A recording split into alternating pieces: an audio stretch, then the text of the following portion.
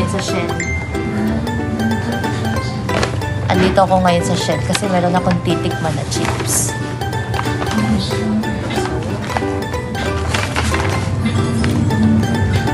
Unang-una, yung kangkong chips. Ang flavor nito is barbecue. Ngayon ko lang siya matitikman. Matagal ko na itong nakikita, pero dito lang ako may mabibili na malapit sa akin. So, tikman natin.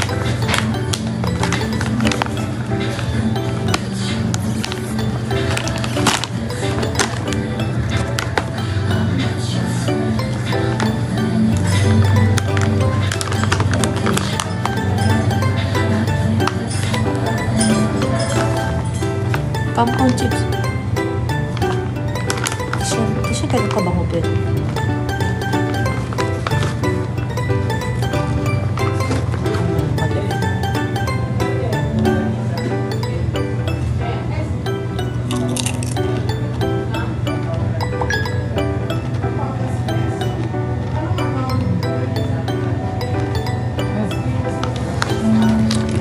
Gusto ko yung barbecue flavor niya pero parang 176 pesos.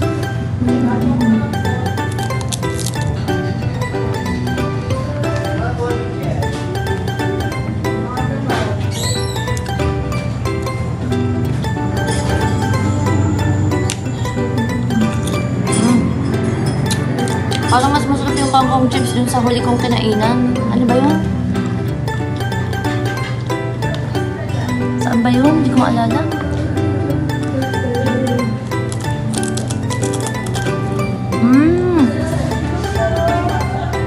Ang kainan matapit sa amin. May kangkong chips sila. Bago luto.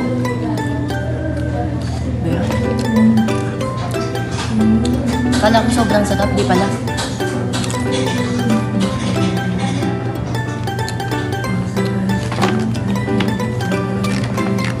Mamaya titikman naman natin yung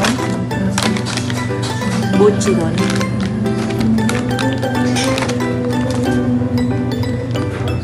Tsaka yung mushroom garlic.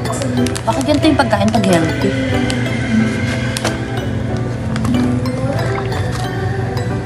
Isa pa.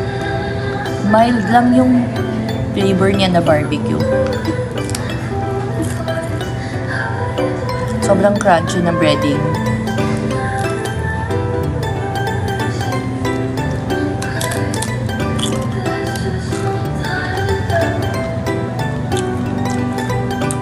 Parang it's not very special. In my own opinion lang ha. Sige, mamaya na ulit yung buchiron tsaka yung mushroom. Guys, nandito na ako sa bahay. Subukan naman natin yung tikman ko nga ulit tong kangkong. Parang hindi siya masyado special. Talaga. Hindi siya worth it para sa 176 pesos. Parang nga.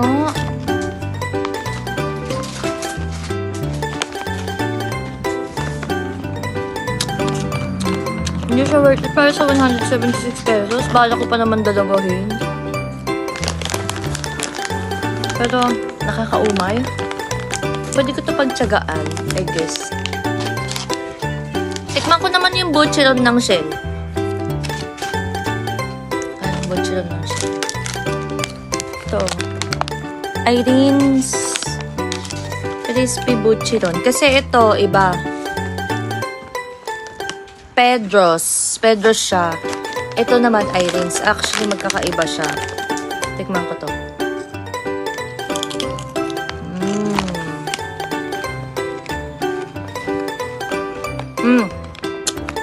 Ito yung cheese spicy.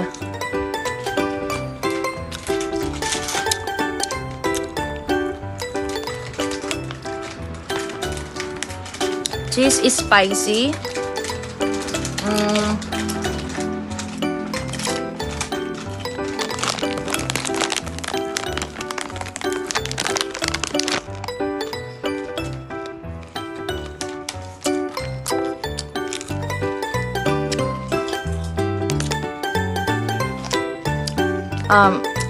Una sa lahat,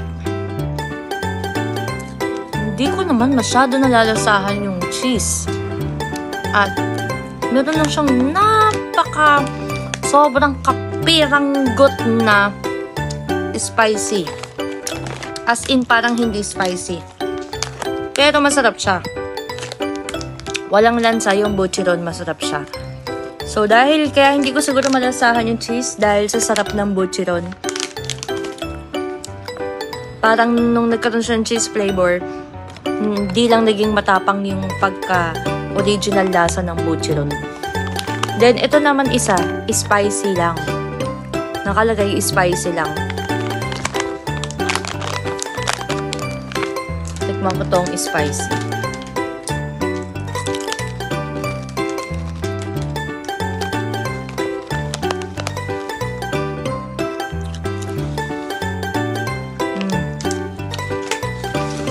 Okay. Isa pa.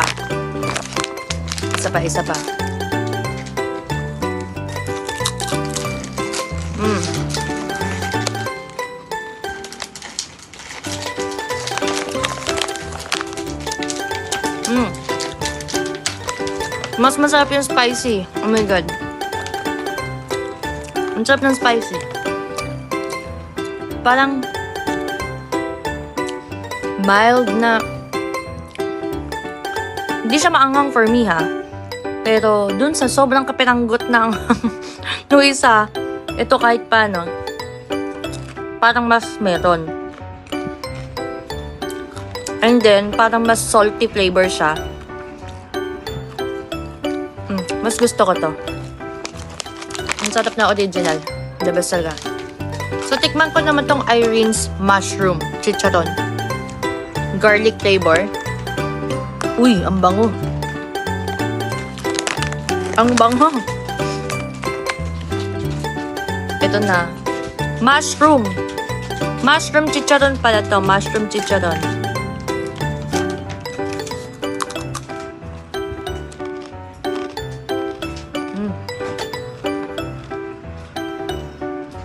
Pwede. In fairness,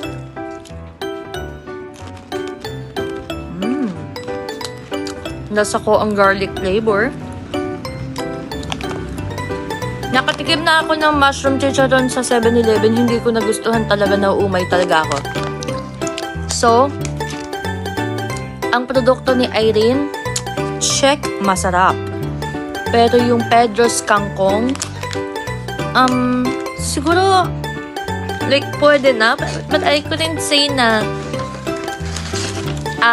tinikman ko siya paulit-ulit kanina para ma-determine talaga ano ba talagang special sa kanya. For me, hindi ko talaga siya bet.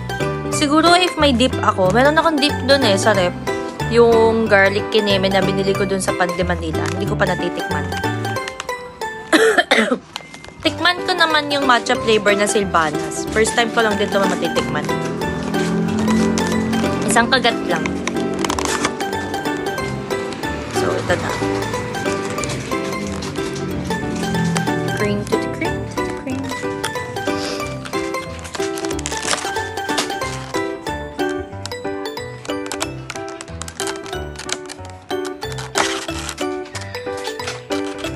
Okay, wait. Ayan. Oh my God, para ako nagkakalat dito sa kama ko. So, titikman ko naman tong matcha nga ba to? Ay, nakalagay ba?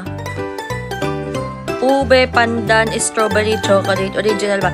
Pandan pala! Pandan! Binili ko siya kasi iniisip ko matcha siya. Amoy pandan nga. Hindi nga siya matcha. Akala ko matcha siya. Oh my God, ang katin ng mata ko. Wait. Okay, gagamitin ko to as plate.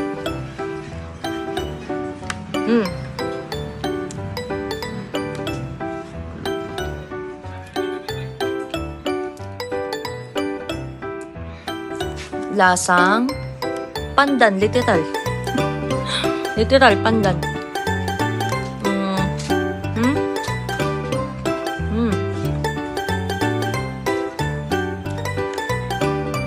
sobrang sarap niya sa bibig, natutunaw.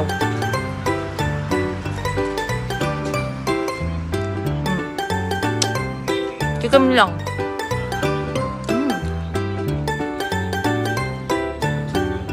Oh my God.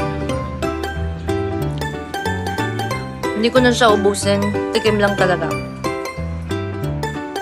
Lagay na natin siya sa rep. So, okay naman siya. Akala ko talaga matcha. Hindi ako masyadong fan ng pandan flavor.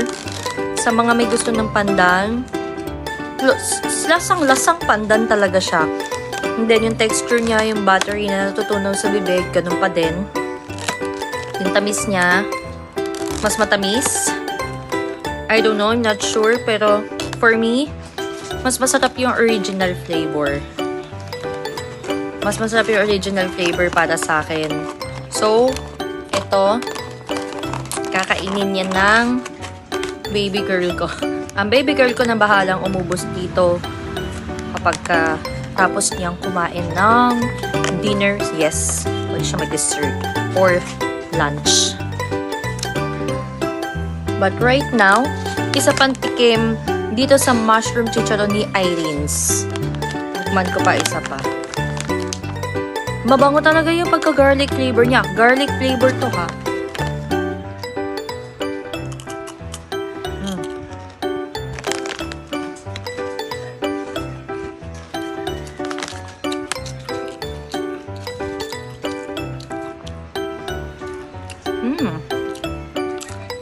Hindi siya maalat, pero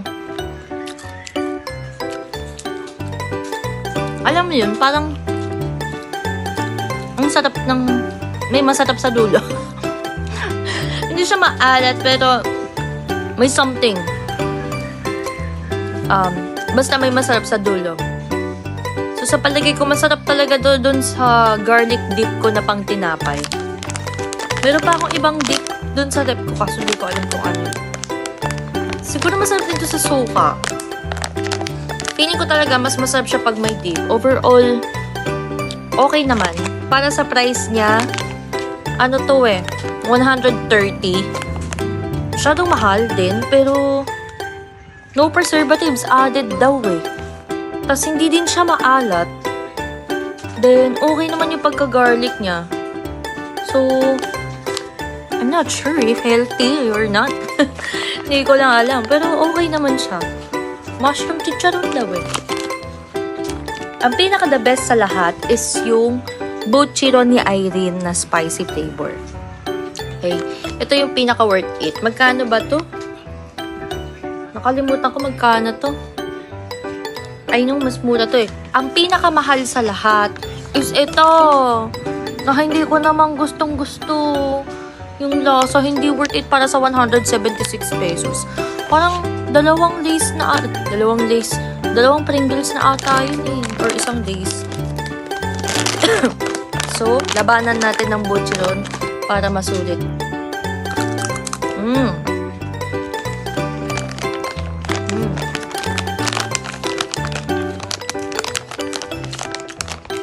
Okay guys, manonood na ako ng Netflix. Thank you for watching my vlog. Me sharing sa mga first time snack na binili ko dito sa Shell. Doon pala, na malapit sa amin. Naku-curious lang din talaga ako. Siguro kasi, nadala ako ng kangkong chips. Kasi, before, di ba, naging trending siya. Tapos, ayun, nakita ko sa Shell, nagtataka ako, bakit ang mahal-mahal? Gano ba yan kasarap? Sobrang sarap ba yan? So, out of curiosity lang naman din.